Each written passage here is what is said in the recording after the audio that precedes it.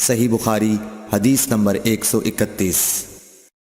رسول اللہ صلی اللہ علیہ وسلم نے ایک مرتبہ فرمایا کہ درختوں میں سے ایک درخت ایسا ہے جس کے پتے کبھی نہیں جھڑتے، اور اس کی مثال مسلمان جیسی ہے، مجھے بتلاؤ وہ کیا درخت ہے؟ تو لوگ جنگلی درختوں کی سوچ میں پڑ گئے، اور عبداللہ بن عمر کے دل میں آیا کہ میں بتلا دوں کہ وہ کھجور کا پیڑ ہے۔ عبداللہ کہتے ہیں کہ پھر مجھے شرم آ گئی اور میں چپ ہی رہا۔ تب لوگوں نے عرض کیا، یا رسول اللہ، آپ ہی خود اس کے بارے میں بتلائیے۔ آپ نے فرمایا، وہ کھجور ہے۔ عبداللہ کہتے ہیں کہ میرے جی میں جو بات تھی وہ اپنے والد حضرت عمر رضی اللہ عنہ کو بتلائی۔ وہ کہنے لگے کہ اگر تو اس وقت کہہ دیتا تو میرے لیے ایسے ایسے قیمتی سرمایے سے زیادہ محبوب ہوتا۔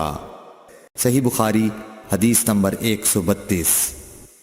حضرت علی رضی اللہ تعالی عنہ سے روایت ہے کہ میں ایسا شخص تھا جسے جریان مزی کی شکایت تھی، تو میں نے اپنے شاگرد مقداد کو حکم دیا کہ وہ رسول اللہ صلی اللہ علیہ وسلم سے دریافت کریں، تو انہوں نے آپ صلی اللہ علیہ وسلم سے اس بارے میں پوچھا۔ آپ صلی اللہ علیہ وسلم نے فرمایا کہ اس مرض میں غسل نہیں ہے، ہاں وضو فرض ہے۔ صحیح بخاری حدیث نمبر 133۔ ایک آدمی نے مسجد میں کھڑے ہو کر عرض کیا، یا رسول اللہ، آپ ہمیں کس جگہ سے احرام باندھنے کا حکم دیتے ہیں؟ تو رسول اللہ صلی اللہ علیہ وسلم نے فرمایا، مدینے والے ذوالحلیفہ سے احرام باندھیں، اور اہل شام جحفہ سے، اور نجد والے قرن منازل سے۔ ابن عمر نے فرمایا کہ لوگوں کا خیال ہے کہ رسول اللہ صلی اللہ علیہ وسلم نے فرمایا کہ یمن والے یلملم سے احرام باندھیں، اور ابن عمر کہا کرتے تھے کہ مجھے یہ آخری جملہ رسول اللہ صلی اللہ علیہ وسلم سے یاد نہیں۔ صحیح بخاری حدیث نمبر 134۔ ایک شخص نے آپ صلی اللہ علیہ وسلم سے پوچھا کہ احرام باندھنے والے کو کیا پہننا چاہیے؟ آپ صلی اللہ علیہ وسلم نے فرمایا کہ نہ قمیص پہنے، نہ صافہ باندھے، اور نہ پاجامہ، اور نہ کوئی سرپوش اوڑھے، اور نہ کوئی زعفران اور ورس سے رنگا ہوا کپڑا پہنے، اور اگر جوتے نہ ملیں تو موزے پہن لے، اور انہیں اس طرح کاٹ دے کہ ٹخنوں سے نیچے ہو جائیں۔ صحیح بخاری حدیث نمبر 135۔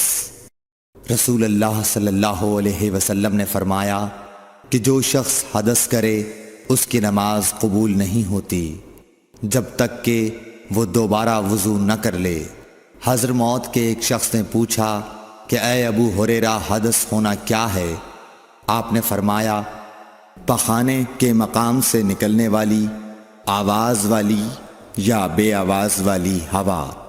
صحیح بخاری حدیث نمبر 136۔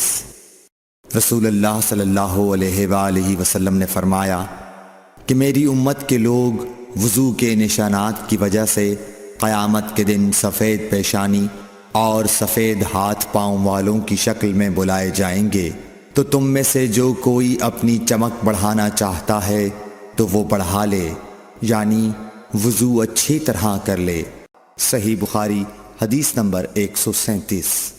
رسول کریم صلی اللہ علیہ وسلم سے شکایت کی گئی کہ ایک شخص ہے جسے یہ خیال ہوتا ہے کہ نماز میں کوئی چیز یعنی ہوا نکلتی معلوم ہوئی ہے۔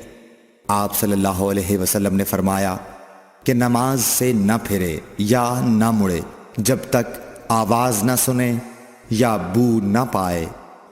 صحیح بخاری حدیث نمبر 138۔ نبی کریم صلی اللہ علیہ وسلم سوئے یہاں تک کہ آپ خراٹے لینے لگے، پھر آپ نے نماز پڑھی، اور کبھی راوی نے یوں کہا کہ آپ صلی اللہ علیہ وسلم لیٹ گئے، پھر خراٹے لینے لگے، پھر آپ صلی اللہ علیہ وسلم کھڑے ہوئے، اس کے بعد نماز پڑھی۔ ابن عباس رضی اللہ تعالی عنہ کہتے تھے کہ ایک مرتبہ میں نے اپنی خالہ ام المومنین حضرت میمونہ کے گھر رات گزاری، تو میں نے دیکھا کہ رسول اللہ صلی اللہ علیہ وسلم رات کو اٹھے۔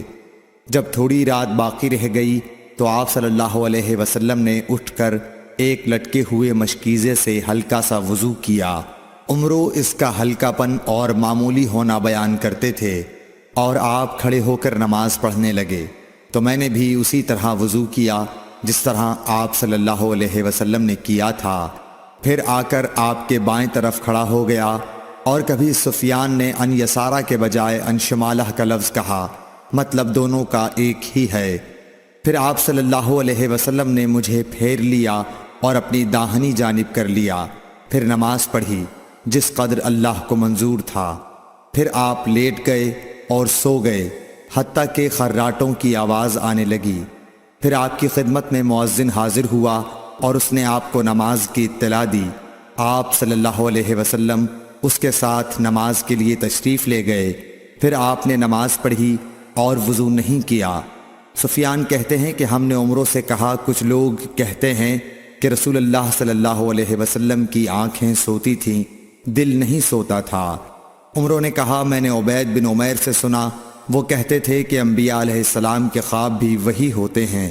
پھر قرآن کی یہ آیت پڑھی، میں خواب میں دیکھتا ہوں کہ میں تجھے ذبح کر رہا ہوں۔ صحیح بخاری حدیث نمبر 139۔ رسول اللہ صلی اللہ علیہ وسلم میدان عرفات سے واپس ہوئے۔ جب گھاٹی میں پہنچے تو آپ اتر گئے۔ آپ نے پہلے پیشاب کیا، پھر وضو کیا اور خوب اچھی طرح نہیں کیا۔ تب میں نے کہا، یا رسول اللہ، نماز کا وقت آ گیا۔ آپ صلی اللہ علیہ وسلم نے فرمایا، نماز آگے ہے، یعنی مزدلفہ چل کر پڑھیں گے۔ جب مزدلفہ میں پہنچے تو آپ نے خوب اچھی طرح وضو کیا، پھر جماعت کھڑی کی گئی۔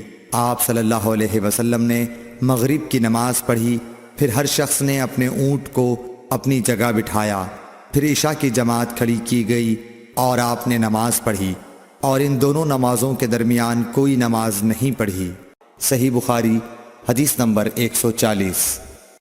ابن عباس رضی اللہ تعالی عنہ نے وضو کیا تو اپنا چہرہ دھویا، اس طرح کہ پہلے پانی کے ایک چلو سے کلی کی اور ناک میں پانی دیا، پھر پانی کا ایک اور چلو لیا، پھر اس کو اس طرح کیا، یعنی دوسرے ہاتھ کو ملایا، پھر اس سے اپنا چہرہ دھویا، پھر پانی کا دوسرا چلو لیا اور اس سے اپنا داہنا ہاتھ دھویا، پھر پانی کا ایک اور چلو لے کر اس سے اپنا بایاں ہاتھ دھویا، اس کے بعد اپنے سر کا مسح کیا، پھر پانی کا چلو لے کر داہنے پاؤں پر ڈالا اور اسے دھویا، پھر دوسرے چلو سے اپنا پاؤں دھویا، یعنی بایاں پاؤں۔